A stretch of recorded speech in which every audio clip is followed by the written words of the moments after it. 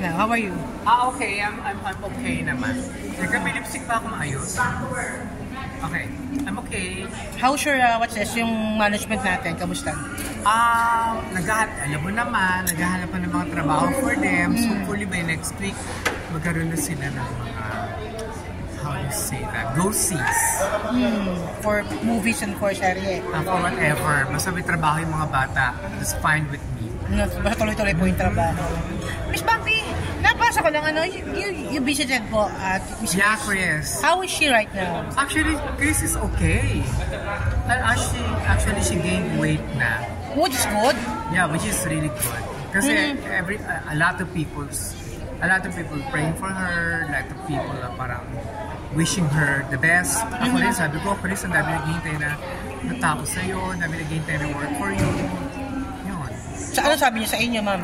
Okay naman, parang she's very positive. Very positive siya. Pero sabi niya, nag-improve naman yung sakit niya, ma'am. Yeah, I think so. It just... Baka nakamusta niyo po ba yung mga urticaria niya, yung mga yung mga autoimmune? Naman, how to say that? Hindi naman siya na may term doon na si flare up, nag-flare up. Hindi na, cut mo muna. Na hindi nagtitreat hindi naman na-maintain. Basta basta dulo lang hindi ako. Yung mga gamot naman niya, available naman dito.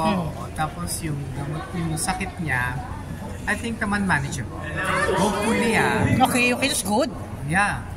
Nag-gain siya ng konting weight and hopefully magtuloy-tuloy na talaga. Kasi a lot of people is parang praying for her. Diba?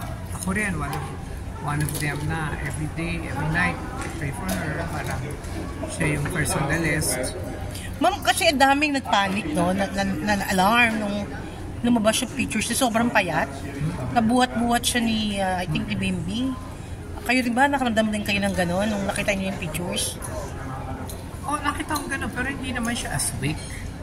Okay. The way people perceived her na gano'n. Pero, okay naman siya. Pagkausap mo siya, alam mo, typical Chris, alam mo naman never-ending kwentos.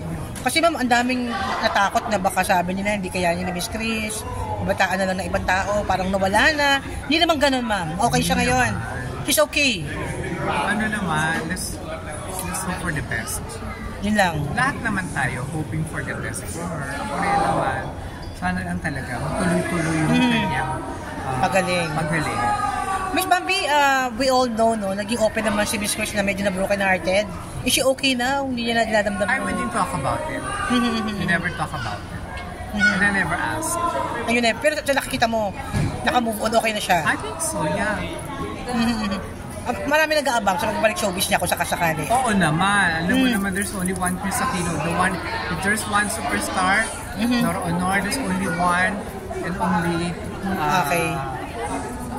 multimedia. Ano ba siya tawag? Multimedia host. Only Chris. Star. Siya lang naman Aquino. Diba? And you keep, ang ganda po, you keep the friendship whatever happens. Oh yeah, we never lost, Contacts. We always keep in touch kahit pa paano. Once in a while, nung namatay si Mama, diba? Siya yung unang-unang to the rescue. Okay. She gave me my ticket to the States.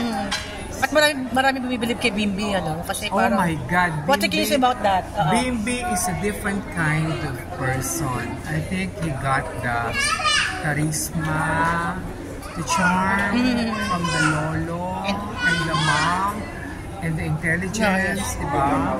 Sobra, grabe. I love Bimbi. Bimbi is so charming and ang gwapo na niya, ang charming pa niya. Alam mo yun, parang ibang klaseng bata itong si Bimbi. At ang daming bumilib sa kanya nung inalaga niya si Miss Chris. Oh yeah, tsaka napakabait na bata. Kasi ngayon, ang hirap na makakita. Hindi naman mahirap, parang there are also parang mga bata na. Pero Bimbi is one of a kind, well-mannered person. In fairness talaga, Chris was able to rescue him very, very well. Stop. Sila kita naman namin. Maraming salamat po. Thank you. Ma'am, pipicture lang ko.